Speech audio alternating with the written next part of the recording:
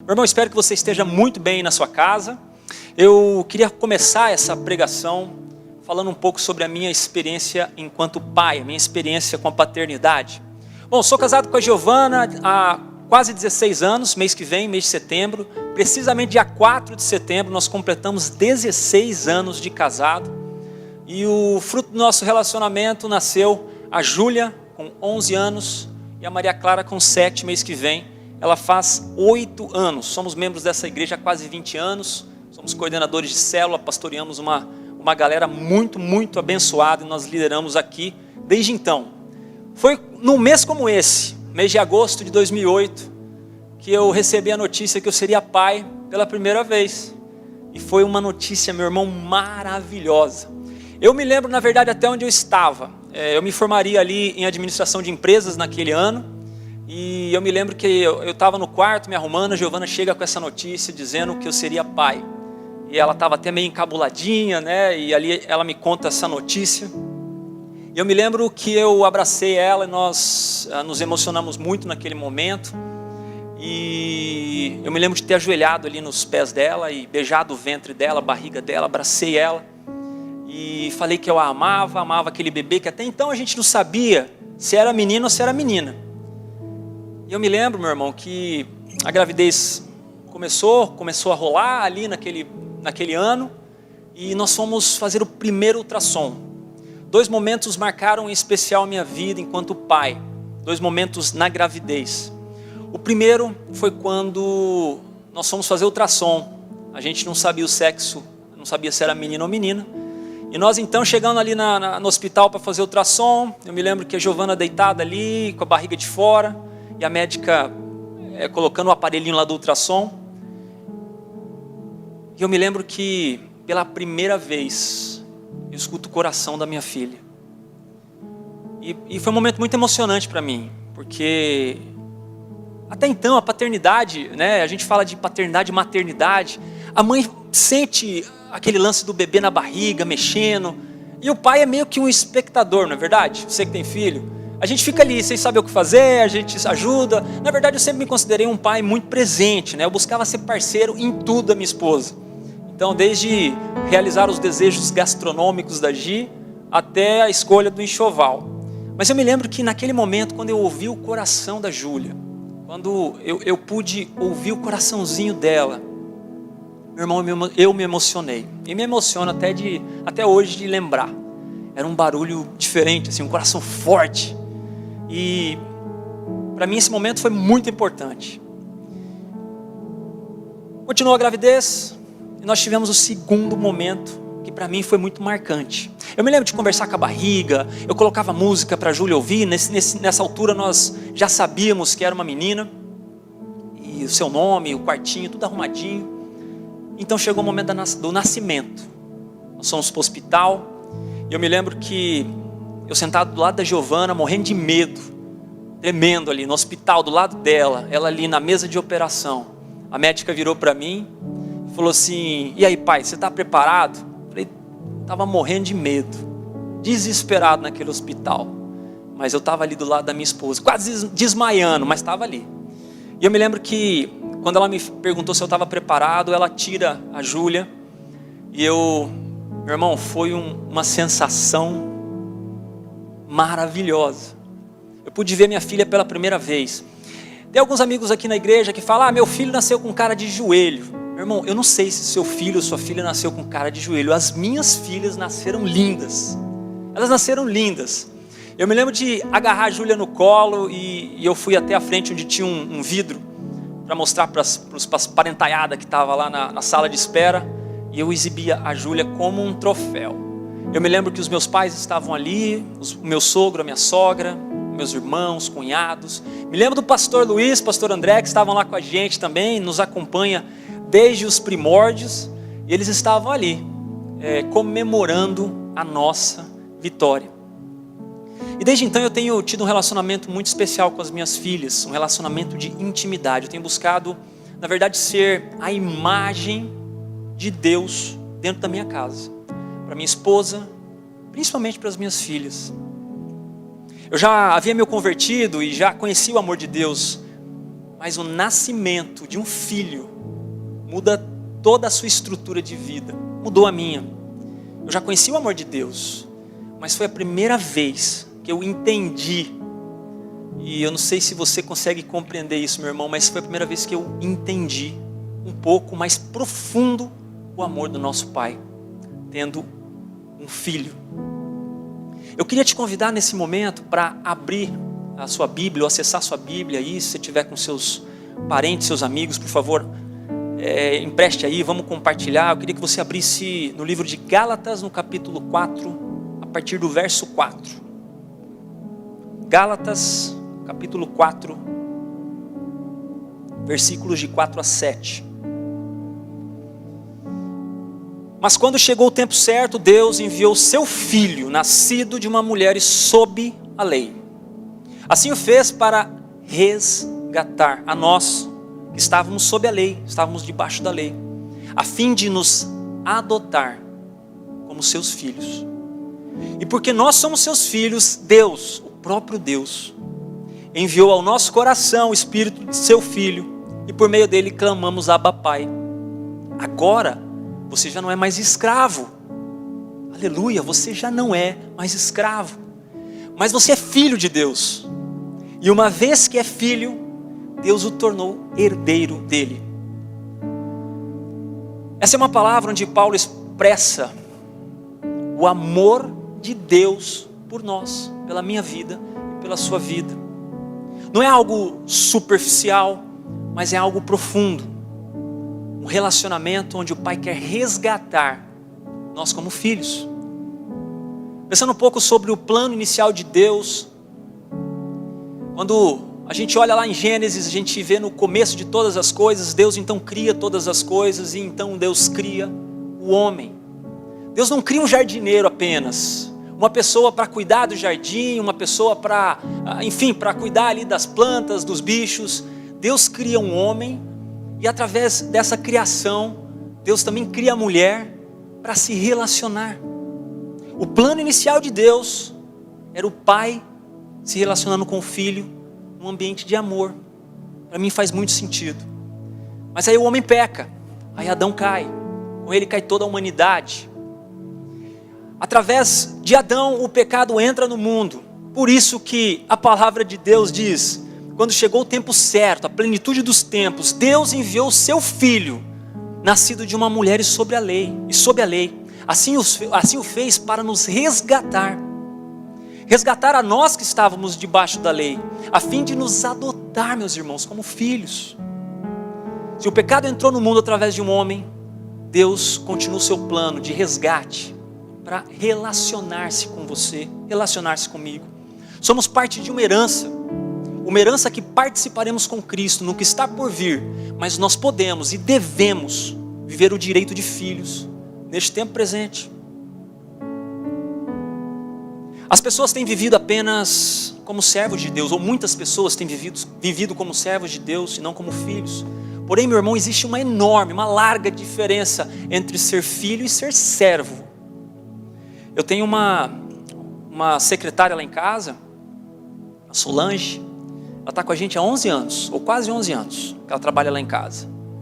Ela nos serve em tudo, uma bênção na nossa vida, conhecedora da palavra, e ela faz almoço, deixa o lanchinho pronto, faz bolo para as meninas, enfim, ela nos serve em tudo lá. Só que quando eu estou no meu quarto, por exemplo, a Júlia, minha filha mais velha, ela entra no quarto sem pedir. Eu estou no banheiro, ela entra sem pedir. A Solange não. A Solange não entra no meu quarto a qualquer tempo. Existe uma diferença, meu irmão, entre ser filho e ser servo. Muitas pessoas desistem de viver a plenitude de Deus aqui na terra, pensando somente naquilo que está por vir, e por isso deixam de gozar um relacionamento com Deus aqui e agora. Se nós olharmos para Lucas no capítulo 15, onde ali a palavra de Deus, a partir do verso 11, vai falar sobre o filho perdido, o filho pródigo. Nós vemos duas características de filho: aquele que pede a sua herança inicialmente, sai para o mundo, se perde no mundo, então ele volta arrependido, E ele pede para o seu pai tratar ele como um dos seus empregados. Mas a Bíblia diz que o pai olha para o filho. Antes dele chegar, o pai já está indo de encontro ao filho. E pede para os seus servos ali, traga uma capa, traga uma sandália, traga um anel. Eu quero vestir, esse filho meu estava morto e ele ressuscitou. Esse filho estava perdido, ele foi achado. Matem o novilho, para que a gente possa comemorar. E ali a festa, há arrependimento, a misericórdia do pai. E a gente vê um contraste do outro filho, que chegando ali do trabalho, ouve aquela festança e pergunta para um dos servos do pai, que festança é essa? E o servo fala, o seu irmão, aquele que estava perdido, voltou. E o irmão se enche de ira. E fica bravo com o pai, fala, pai, o senhor, eu estou aqui trabalhando, e a Bíblia diz que eu estou aqui trabalhando como um escravo. E o senhor nunca me deu um cabrito para me matar com os meus, para mim comemorar com os meus amigos. E o pai vira para ele e fala, filho, tudo que é meu é teu. Tudo que é meu é teu. Você não precisa disso. E a gente vê um contraste de um filho arrependido e um filho perdido dentro de casa. Qual foi a sua experiência com relacionamento com seu pai, meu irmão? Seu pai terreno. Como foi? Qual foi a sua experiência com seu pai? Talvez você tenha tido um pai presente, ou talvez você não tenha tido um pai tão presente assim, ou talvez o cara que te fez não tenha condição nem de ser chamado de pai. Davi disse ainda que meu pai e minha mãe me desampare, tu não me desampararás. Quando reconhecemos Deus, que Deus é pai, precisamos entender o amor que o pai nutre por esses filhos, pelos seus filhos. Presta atenção, meu irmão, não olhe para Deus, isso é muito, muito importante. Não olhe para Deus apenas pela perspectiva das suas experiências. Nós não podemos medir Deus ou colocar Deus numa caixa e dizer o que nós vivemos com o nosso pai, o Senhor, nós vamos replicar isso na natureza de Deus. Nós não podemos olhar para Deus apenas pela perspectiva das nossas experiências terrenas. Nós estamos vivendo e sendo forjados pelo próprio Deus. Eu tive uma relação um tanto quanto difícil com meu pai. Meu pai era um cara muito presente, um provedor, um grande homem. Porém nós éramos muito parecidos em muitas coisas. Eu me lembro de algumas vezes em casa, nós éramos muito competitivos um com o outro. Eu competia muito com meu pai competia muito comigo. E assim nós nos machucávamos muito. Eu me lembro do meu pai às vezes me machucando, às vezes na minha identidade, em pontos que eu acredito que ele deveria me proteger. E eu falava comigo mesmo, eu nunca vou fazer isso com as minhas filhas. Porém meu pai recebe a Jesus Cristo. Meu pai entende o amor de Deus. E ali nós temos o nosso relacionamento restaurado. Nós pudemos naquele tempo pregar o perdão um ao outro. Eu me lembro desse púlpito quando eu ministrei acho que uns 3 anos atrás num summit a respeito de perdão. Eu pude enterrar o meu pai e ter a certeza de que não ficou nada para trás. Eu pude perdoar o meu pai. Mesmo que meu pai não tivesse aceitado a Cristo, o perdão não depende da outra pessoa, depende de mim, está em mim. Mas meu pai entendeu também o perdão de Jesus, e meu pai pôde aceitar esse perdão. E nós vivemos, meu irmão, nos últimos dias de vida dele, nos últimos anos, melhor dizendo, nós tivemos um relacionamento de muita intimidade, eu e meu pai. Só porque Jesus permitiu. Deus é perfeito, meu irmão. Deus ele não falha, ele é totalmente puro. Ele não se contamina com o pecado. Ele é amoroso. O amor é a característica essencial de Deus. Em 1 de João capítulo 4, versículo 8, diz o seguinte: quem não ama, não conhece a Deus, porque Deus é amor. Nós só amamos porque Deus nos amou primeiro. Por isso que nós não podemos medir a Deus. Por isso que nós não podemos encaixotar e através das nossas experiências, nós olharmos para Deus assim. Deus te ama. Ele quer se relacionar contigo, num relacionamento profundo, num relacionamento íntimo. Nós precisamos entender a proposta de Jesus. Jesus não veio apenas te perdoar os pecados, seria maravilhoso se só por isso nós tivéssemos vida em Cristo. Jesus não veio apenas para te livrar do fogo eterno, isso também seria ótimo, mas Jesus veio para te inserir na família de Deus, para te dar um lugar na mesa, porque Deus enviou o seu Filho para nos resgatar e nos fazer filho. Somos herdeiros com Deus, co-herdeiros com Cristo. Jesus te trouxe, melhor dizendo, um lugar à mesa.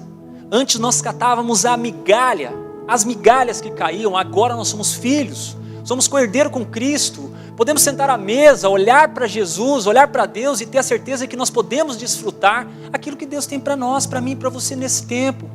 Não só no porvir, mas nesse tempo.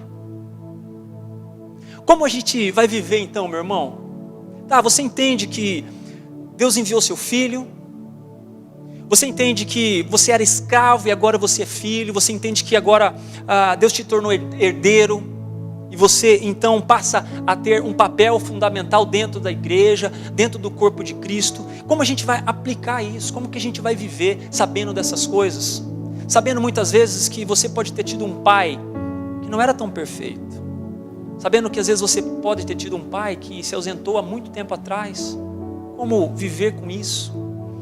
Nós precisamos viver a natureza de Deus, porque Ele transmite a natureza dele para você. Quando Deus envia o seu Filho Jesus e nos torna filhos, como um homem e uma mulher, que de um relacionamento nasce um bebê, ali é a semente do seu fruto, é o fruto, melhor dizendo.